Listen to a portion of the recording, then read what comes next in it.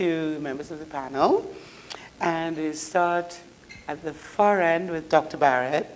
Swan Barrett is a lecturer at the Institute for Gender and Development Studies at the University of the West Indies, St. Augustine campus. She's a graduate of the University of the West Indies, holding a BA in Media and Communication Studies with Political Science, an MA in Communication Studies, and a PhD in Interdisciplinary Gender Studies. Her research areas are interpersonal interaction, human communication conflict, social media use and its implications, gender and ethnic identities, beauty and body image, and carnival studies. She's dedicated to gender awareness and sensitivity training through face-to-face sessions and mass media outreach. Next to her, we have Mr. Rudolph Namji. And Rudolph provides guidance, support, and strategic insights in planning all marketing, advertising, and promotional activities of the Trinidad and Tobago International Financial Center Management Company Limited, both domestically and abroad. He is responsible for developing and maintaining marketing strategies, evaluating marketing conditions, and coordinating all corporate events. With over 10 years managerial experience in marketing and sales in key sectors, he holds a Bachelor of Science in Business Management from the UWI St. Augustine, certificates in Project Management, Business Protocol, Sales and Technical Writing, and has completed a Master's in International Business and Innovation from the Arthur Lockjack Graduate School of Business. But why is he really here on this panel? He's also one of the youngest and the first online and digital advocates for marginalized groups when he worked for UN AIDS at the age of 16 as a PRO for Free Forum magazine, and later as a political activist when he was an executive member of the Congress of the People. Next, we have Attila Springer, a writer and gender activist. And Attila is a Trinidad-born writer, DJ, and flag woman. She has a long-standing interest in social justice movements and has organized and taken part in events around industrialization versus sustainability in Trinidad, England, and is a marketing professional about that. Okay, thank you so much, Jacqueline, for inviting me to be part of this panel. For once, I don't feel like cockroach in foul party. I feel like I actually have some sort of authority to speak on something like this. I would say that my online activism started around 2005 with the Smelter campaign. And one of the things that we realized very early is that we needed to build solidarity outside of Trinidad and Tobago. And one of the ways that that happened quite accidentally was through the sharing of information. So we would go down to Vesini, La Brea, Chatham. We would spend lots of time in the communities there, but part of the spending of time in the communities there was to document their story, help them document their story, because at that time we still had dial-up technology. And these women in these communities were spending all their time and money on this dial-up technology, researching and finding similar stories in different parts of the world. And so it was only when a newspaper in Iceland took up the story of what was going on in Trinidad, and that was because of the activism that was going on, where the people in that community, helped by people like me who were in the media, people who understood the technology a little bit more and could say, okay, this is how to do this. But the technology was very new at that time. I mean, I had been blogging from 2001 or something like that. I had an online blog when, blogging was like a thing that nerds did. I didn't consider myself a nerd necessarily, but because I was living in different parts of the world, it was a way for people to track my movements and be able for me to share my stories with people. So I think at my heart, I'm really a storyteller. And I understood that we could use this online platform to tell these stories of this very small community in a place that I didn't have a physical, or, I couldn't picture it when I first read the story. I think I read an Express story. I was living in Zurich at the time, I remember coming to see you in Geneva when you came for the Internet Governance meeting. Yeah. And reading a story about what was going on in Chatham, but not getting the full story because, people who work in the media, they pick out the piece that they want to tell based on the political and the political climate at the time, right? So for me, coming into online activism was very exploratory. We didn't really know what we were doing. And for most of the time, we didn't really know what we were doing. It was only as things proceeded. I went to a conference in Iceland, and I was like internet famous, you know, like lots of people. We read all about what you all did there. Online social activists, be it for gender or other issues, to state that this type of work allows people to have a voice and to influence. If no framework really exists, because you then adapt to the channels, you adapt your campaign, your movement, your information, whatever it is you're seeking to achieve. I think what is key is that in the interest of internet governance, you see facilitated access, freedom, rights, and relevance of different voices, different interests. I think that if you are attempting to achieve social change, as you rightly said, Rudolph, you then have to involve more than the public imagination. You have to then involve the public drive to move. And I think a good example is Life in Leggings in terms of gender, where a small campaign started based on a lived experience. Yeah, you're hearing me? Can you hear me now? Yeah. Yes, so based on an experience that was had in Barbados, and people started to engage through talk, online, brought people together, closer together, all speak about going places, and the boundaries and barriers of the offline are blurred or lessened. They don't disappear, but they do become decreased. People are then able to enter into these movements and move with efforts to change. And you also have to building active, tangible outcomes. So will you sign a petition? Will you join us somewhere in the offline space? Will you represent yourself on social media, be it on Instagram, Twitter, Facebook, wherever? Because then you get people to step outside of the Trinidad Canal. Just take the permission to wine case in point right now. I had to throw it at Carnival soon, and the gentleman did come down for Carnival, right? Wink, wink. But you do get people to step out of that. I will comment, I will like, I will express a view, but I will then represent self and similar others. And from that, you do have movement. And I mean, we'll talk more later about the technical part of it, but that is what online social activism, online feminist activism is all about. Achieving a space in a place that was once very limited in its scope of views, be they race, gender, class, sexuality, age. And here is a space where you can then breach barriers, however you choose, in the most efficient way. And just to add to that, we have to understand that creativity drives social media. And something that's very important that I think we need to recognize is the Caribbean mind and the Trinidadian mind and the creativity that we have is unparalleled. So, and to bring that home to you, before there was Me Too, there was Life in Leggings. That is a powerful thing to understand. And how we use the tools to gain traction is what's going to make the difference.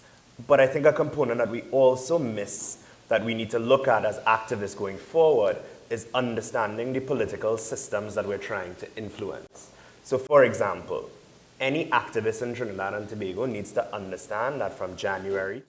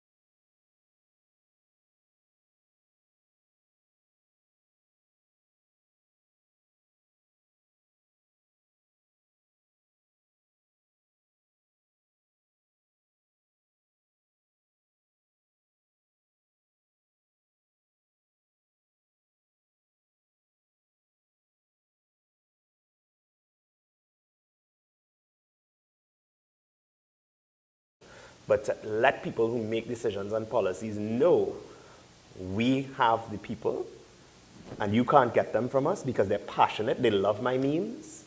A great example of that is Kemla. Whoever runs, we don't know who runs Kemla Prasad Bessezer, social commentary on everything, and she goes viral. As far as I'm concerned, she is as powerful as Facebook God. And Facebook God has one of the biggest fan base in the world. And another thing that we need to realize is that as the Caribbean, something interesting I came across working in the UN is that a lot of large global organizations kind of are afraid of the Caribbean framework. In most organizations, we have either the most amount of voting power because we have so many small independent countries, or the second just after Africa if Africa really unites.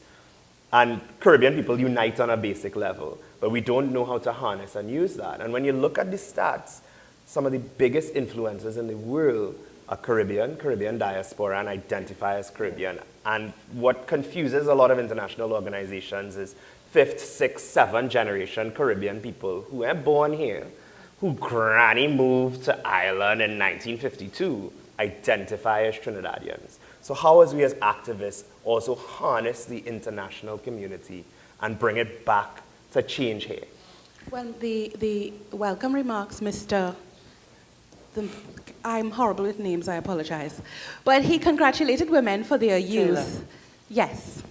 And I think what women, this is about gender, but now I'm going to use the word that people run away from. Feminist activists have been able to achieve, feminist activists have been able to achieve in the Caribbean is that we then, Mr. We Pay also said it, harness our cultural norms, our ways of being, as we say, our ontology, to make these things work for us. So they understand this is how we connect. Let's say, for example, in Attila's case, we connect on stories, on narratives, on I recognize you in me. And so I can be brave enough to assert me. I think another thing that you see happening in terms of use of the online is an opportunity to be anonymous to some degree, where the shame and blame and all of the horrible things that we're so good at spewing becomes slightly less threatening. I say slightly because I'm not going to mislead you at all. You are subject to challenging statements when you enter into social activism, gender activism in particular. But I really would endorse what Mr. Wipe said. I'm sorry to call you that. I respect you 100%, all love. But he said that you have to then understand what we are culturally tied to. And I would apply that to our work and all work where you want to harness the benefits and the tools of the online cyberspace. You have to be able to harness, because the online is never disconnected from the offline. I just wanted to make the example of Leave Me Alone, which was something that we did last year, Carnival, which ended up on the front post. I don't know when last Trinidad was on the front page of Washington Post for anything other than crime. You know, and I mean, yes, it was a story about, Carnival, it was a story about culture, and it was a story about feminists taking a space in Carnival. So it was a story about so many things that you would never, we can't even begin to have conversations about in Trinidad because we shut them down. And for me, that was a huge gain, in as much as it was something that many of us dismissed, and many of us didn't even notice because it was the middle of Carnival, right? I mean, I think the story came out Juve morning, so I missed, you know, like people messaging me from all over the place. Oh my God, I saw you on the front page of Washington Post. And I was like, oh, okay, let me just see if I could get this blue paint out of the crease in my ears. But, so what I'm saying is that we have this tremendous power which comes from our cultural forms, which exist in fragments. We have created a whole out of the fragments that we brought here as forced migrants. So we brought fragments from Africa, India, our indigenous population, China, Europe, all over the place. So we have all of these fragments that we have created into this whole wonderful thing that gives us a different understanding of our place in the world, and two, how we engage with our democracy, how we engage with our politics. And in as much as we are obsessed with party politics, culture gives us a space to engage and shame and cut down to size and peel back the mask, all of those things that power holds over us. And Carnival is that place where we perhaps can start to achieve some kind of equanimity, and not necessarily equality, equanimity in the sense of breaking down the barriers that exist, although some people trying to bring them back, like by putting frontline in Juve and rope around mass.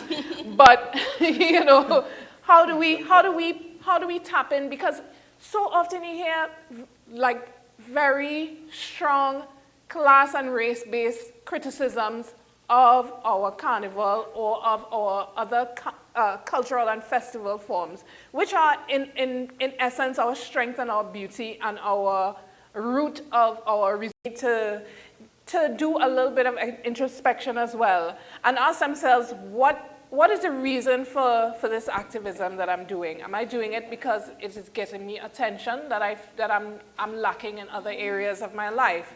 Am I doing it because I was abused as a child, and in a way we are drawn to tragedy porn, and I feel like there's a lot of activism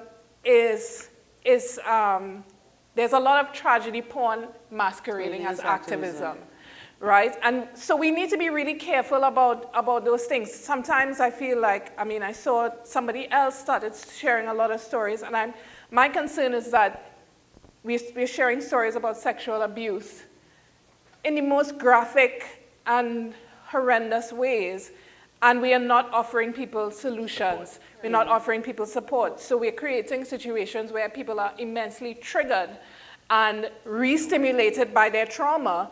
And when I tell you to share your story, how am I helping you deal with your trauma, right? So I feel like part of the work that we have to do as activists is to help people do the processing that they have to do of their emotions, and not just mind those emotions for likes, for sharing, for clicks, for popularity. It's the vanity of the medium is the thing that I feel is very very destructive. One of the things that I've started doing is just taking off my phone, taking off social media, disconnecting from it at some point, because like when we have protests, the kind of vitriol that people feel comfortable with spewing on social media, it's shocking. It is shocking. People threaten to rape you, kill your mother, kill your father. It stink.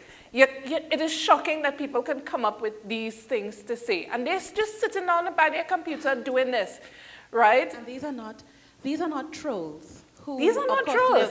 These are people who sit along in a taxi with you. These are actual people who are your friends. Yes, well, exactly. Yeah. That's what I've noticed, that there are actually people who you see hi, you see them all the time, and they have absolutely no problem with threatening to rape your grandmother, which I got already. And how do we deal with that as activists? Is that something that we have to... I think that's a perfect segue, pain that we have to, a load we have to bear. And how do we manage that? It's perfect that you raise that, and it's perfect that you raise your observation, because that's the backlash. Whatever social activism you're doing, especially if it's gender activism, especially if you identify yourself as an activist for feminist issues, LGBTQI, equity and equality, you will get backlash. In fact, it is terrifying sometimes. But I think we have been having discussions about harnessing that backlash. Because the medium also allows you to reinterpret and redefine messages, but it takes so much mind and heart work. I think it must be stated for anybody who wants to use this as a way forward, that the mind and heart work is something that when you leave at the end of the day, all you want to do, go to some place and wang and fling it up, really, right? Because I'm not plugging that in the savannah, right? Wherever. But the point I'm making is it takes, yes, it's sweet for days. It takes a lot out of you to actually care and to represent in that caring. And so I think that because the backlash is persistent, but it is not without purpose. It's not that they're just trying to be stink and create picong. The backlash is strategically infused to reinforce the inequities that we are trying to disrupt. Absolutely. If we're trying to reinforce race, equity, class, if we are trying to disrupt some of the barriers, let's say about some of the movements in Carnival, something as simple as that, or in terms of sexuality or gender, etc., these comments are not simply the musings of the disturbed mind, though it seems that way. These are deliberate, measured, and purposive comments to scare you away from saying, this is not how we must be living. And so, for example, us at IGDS, we live it. Yeah. But we love it. Let's reinterpret the real. Just a quick point. Everything that happens in the activist space happens in the corporate space, and Ian could talk more about this. But seeding and those kinds of things that you're talking about, it's real. And at the end of the day, I fell out with some of my friends, my female friends, because when Womantra and the other groups organized the women's protest in the Savannah, I went down there. And I actually took the time, I wanted to do a test. I took the time on Facebook to message every single, because I don't have a very big Facebook following either, deliberately. It's about 300 people. I messaged every woman on my feed with the link and said, will I see you there? And I think 3 of them came out, or 4. And I then went back in the tail afterwards and said, where were you? And the answers I got from who, females I thought were better minded were things like, well, I followed a page on Facebook, or I'll put a comment, or I'll sign the petition. There is no replacement, I think, of just in the same way you can't replace socialization with social media, you cannot replace real social work and social activism in a space like this where we're together and moving as with clicking a button on a screen. It has to be a balance. But you see, this brings us back to the heart of what it means to be an activist. I think it was, I don't remember who said it, but Alice Walker. She said, everybody should be an activist.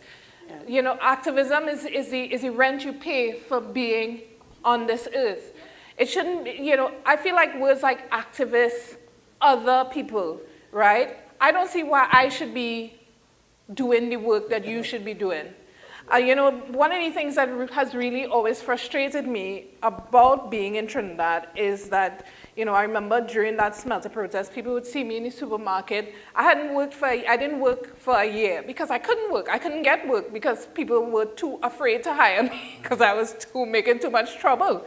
And people would come up to me in the supermarket while I'm there, like balancing my pennies to get 3 things.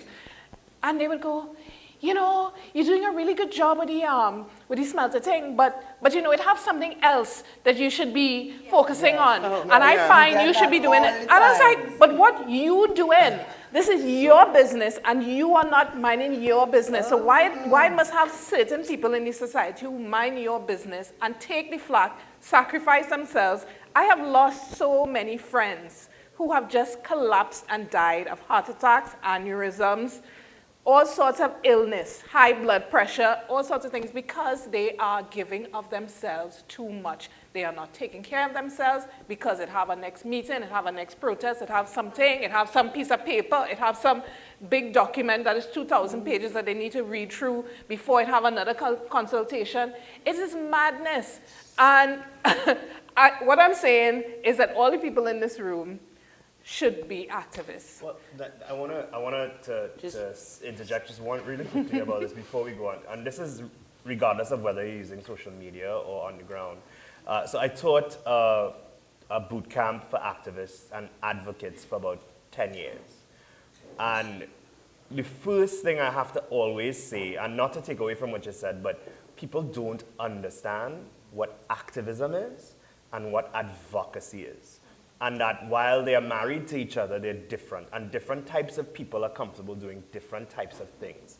If you're an activist, understand the heartache, persecution, drama, friendship loss, because that is the dirty side of advocacy. And not everybody's an activist. But you can be an advocate, and you can lend your voice. So I think the trick is to figure out where you fall and what kind of burden you're willing to put on your back. Because an activist takes that burden, and not everybody cut out for that, and you have to be fair to some people for that. But bringing it back is now it's on the activists' onus, when they use the tools and they measure, to know at what point do you hand this over to an advocate? Yes. At what point do you hand over what you built so that you can take a break? Yeah. And that is what we need to start doing, and that's why I think you're turning off your phone if you're an activist. Like, my leg muscle is working out because my phone is like shaking. But I think we need to also understand, as activists, where we stop and how much we're willing to take on, especially with social media, because as an activist, social media doesn't give you anonymity, it makes you a target. Yeah, Well, this is where the tools of I the just want to say one quick thing and invite anybody else, Yeah. because you're having a great fabulous conversation up here. But we have a lot of other people who may want to think. So, yeah, online, Kurt, and then Kevin. Kurt? We just had some technical difficulties with the mic. Sir? Okay. We have an online question from Hassan Voyo.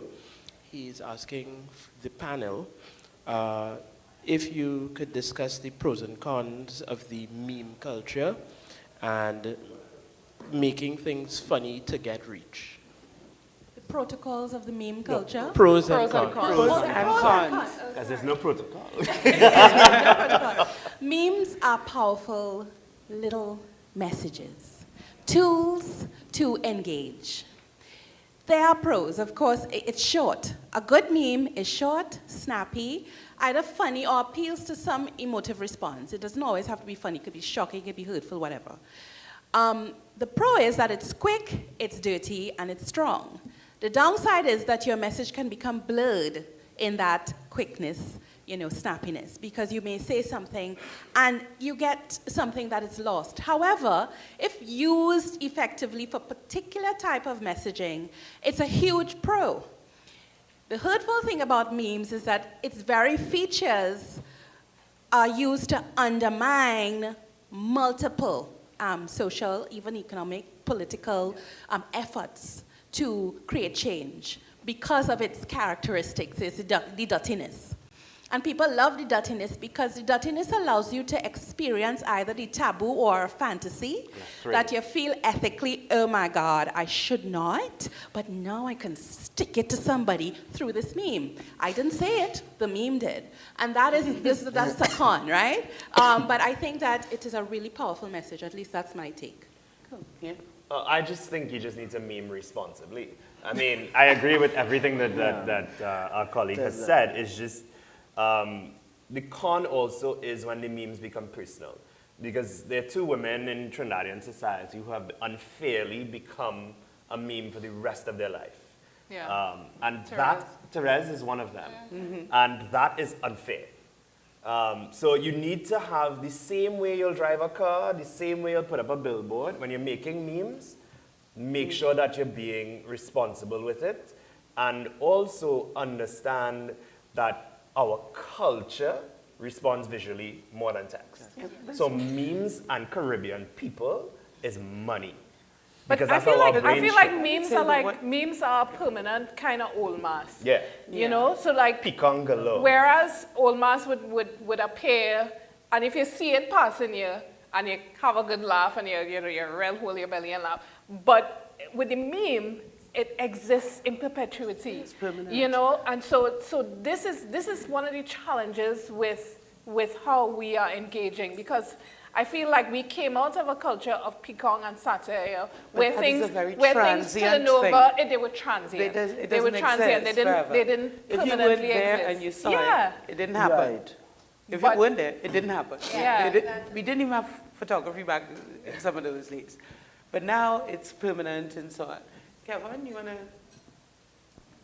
Hi, thank you, Jackie, and many thanks to the panel. Unfortunately, I was out for the beginning of the presentation, but I'm back in. Kevin Swift from LACNIC, which is the Internet Registry for Latin America and the Caribbean, but I'm asking this question in my own capacity, and it's really out of curiosity I'm asking it.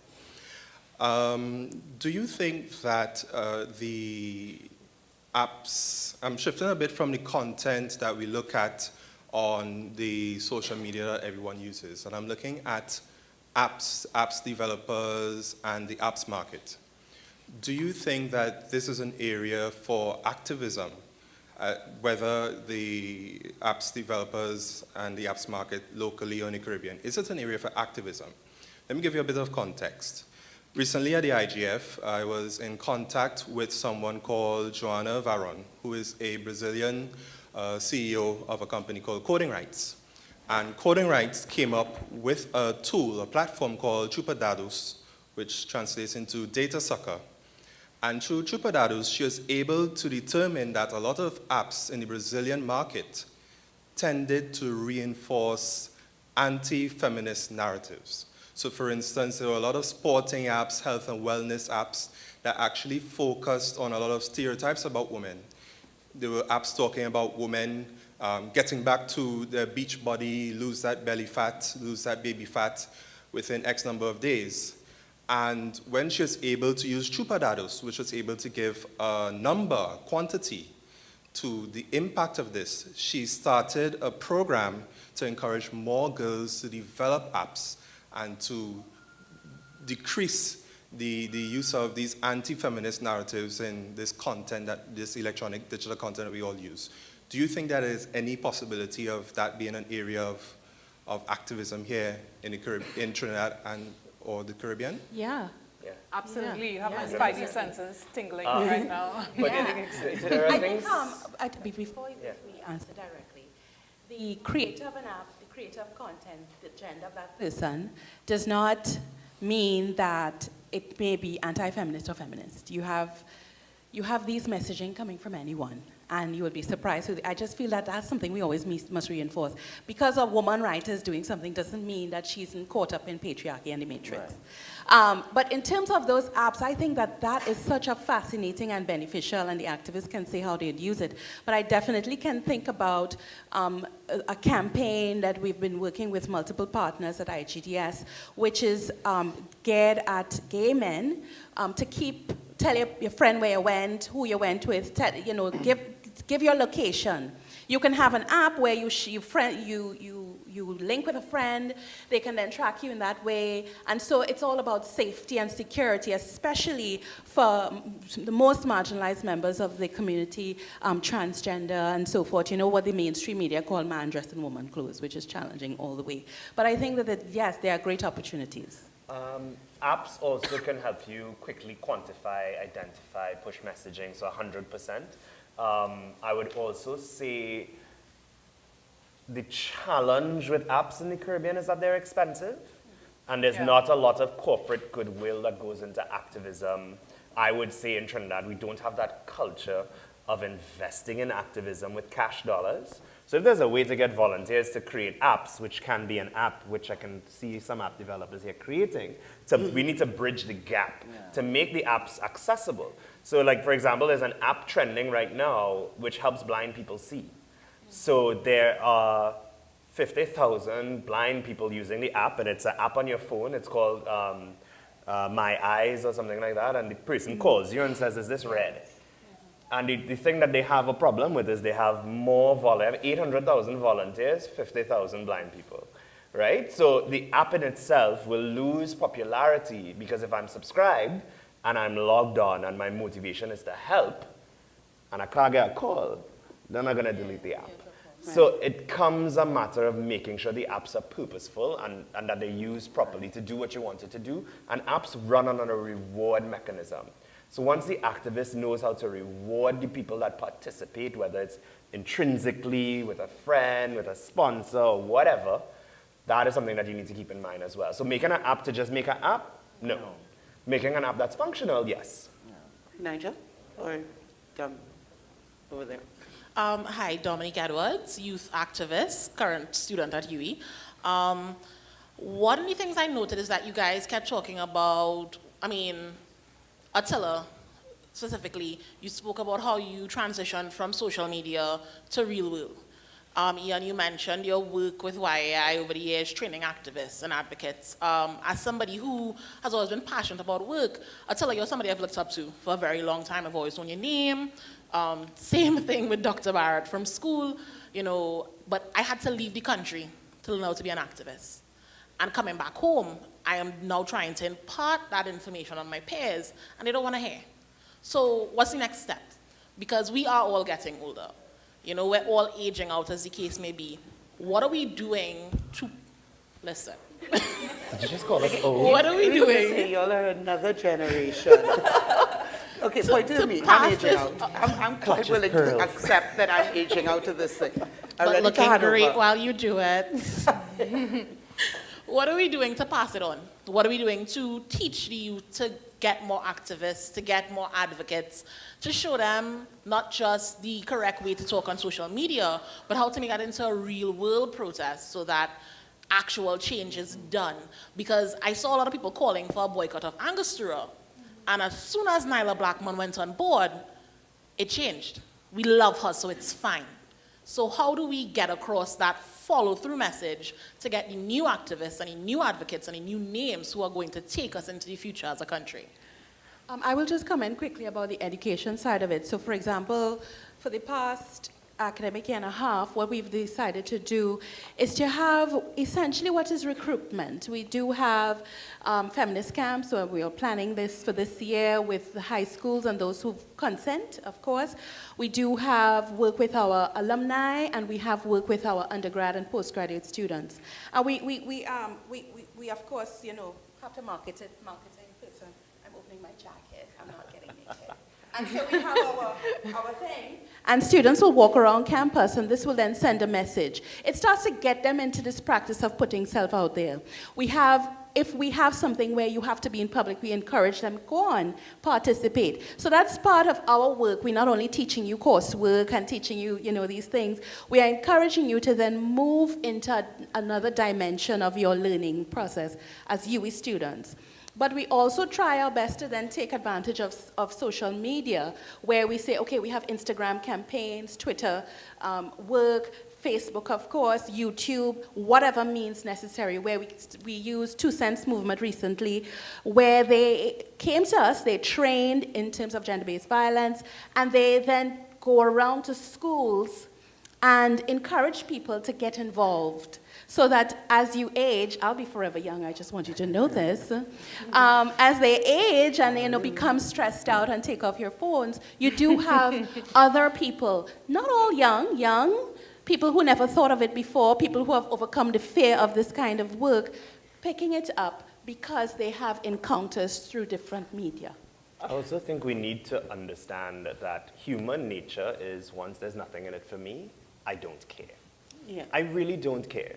What activists, and this is what is happening right in other countries, activists have become very clever.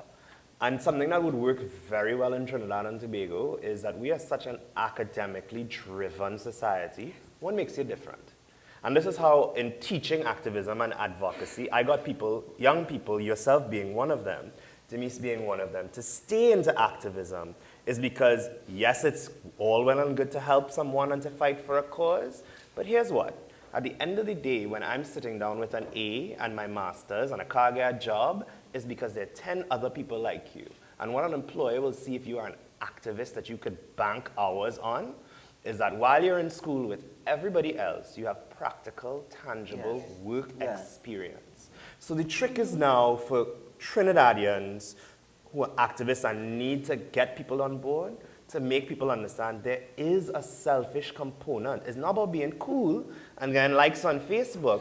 When you come out with your bachelor's, with your honors degree, because everyone has one from UE because your mother will beat you for going to school, what makes you special? And what makes you special is the activism. And 9 out of 10 times when you bring them in because of the intrinsic value to themselves, Once you get an activist, you're an activist for life. And it never changes. It Right. also does help that if you find something that they're passionate about, because once you get bitten by it for something that really affects you, that you really care about, you'll get into the life and you will start being more activist about other things that may not have hit you so closely. My thing is that, okay, my activist life started, I think, as Rudy's did, as a child, as Jacqueline's did, as a child, being involved in marches with my parents and my mother's friends, right? So we have but I feel like activism is about working yourself out of a job, right? And so if there's a generation, 2 generations of young women below me, I want them to be the last generation to have to protest about sexual violence. I want this to be the last generation that has to talk about plastic waste. I want this to be the last generation that has to go through some of the tata that we are going through. And so it's really about training yourself out of a job. But that takes time, and that takes a certain amount of effort. So I don't necessarily want that we create more activists. I want us to create people who are conscious enough so that the activism does not have to exist. Right? And I think that part of that is building intentional communities of people who have respect for the environment, who have respect for themselves, who have respect for women, elders, trees, whatever it is, because really everybody is searching for justice in some way or the other. We're all in search of justice in some way or the other. And perhaps injustice will always exist once there are human beings on the planet. But if injustice exists in this one particular way for this generation, then it has to be that it stops existing. I mean, like, for example, my mother was born to a very poor family. When her mother went out to get a job as a cleaner in somebody's house so that she could pay for the exhibition lessons so that my mother would be able to go to high school, my mother won an exhibition, and the woman who they were working for, who my grandmother was working for, her daughter did not win an exhibition. And for that reason, she fired my grandmother, right? But we do not have those situations, hopefully, still existing in our society where people do not want to see other people advance. I personally think that they do still exist, but they might not exist in the ways that we think that they do, right? Not in the same manifestation, but those injustices still exist. They might not exist in my family specifically now, but they exist in other families. And so what I have to do with this information that I have and the fortune that has been wrought by my grandmother paying that terrible lesson 50 years ago is that I have to use the skills that I have to help somebody else's family so that they don't have to be going through that at this point. I think Jacqueline's point is right. One last question. Good day. Good day. My name is Kish Mitchell. In terms of activism online, do y'all actually protect individuals, the end users, from, say, like if I make a post, like for example, the other day, like last year, I think, the guy who got charged for posting this thing about Keith Rowley on the internet, do y'all do any sort of protection for the end users in that kind of way? The laws protect. Now, I have free speech, rights to say what you need to say, and an opportunity to influence and express, unlike anywhere else. You do still have to abide by the laws of, libel and slander and defamation, etc.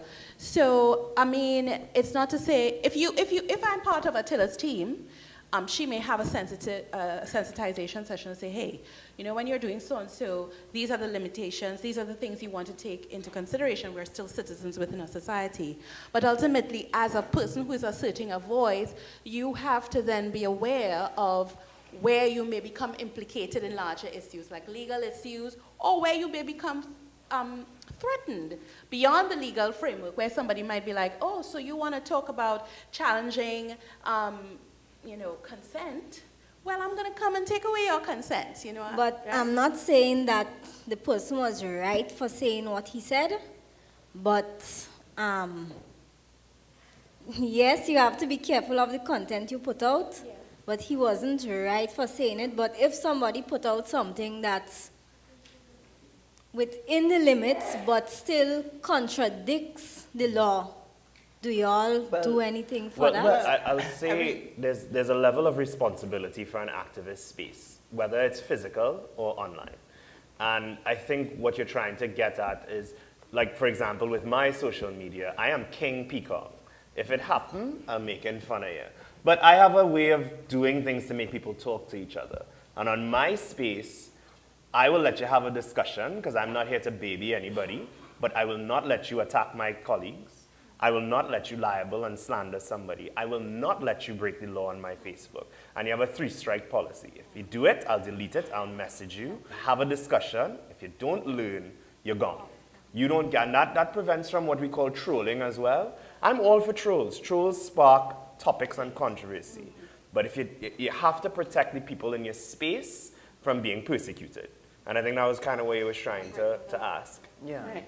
So this has been a really interactive and interesting and amazing topic. I'm going to thank all the panelists, Ian, Attila, Rudy, and Suan.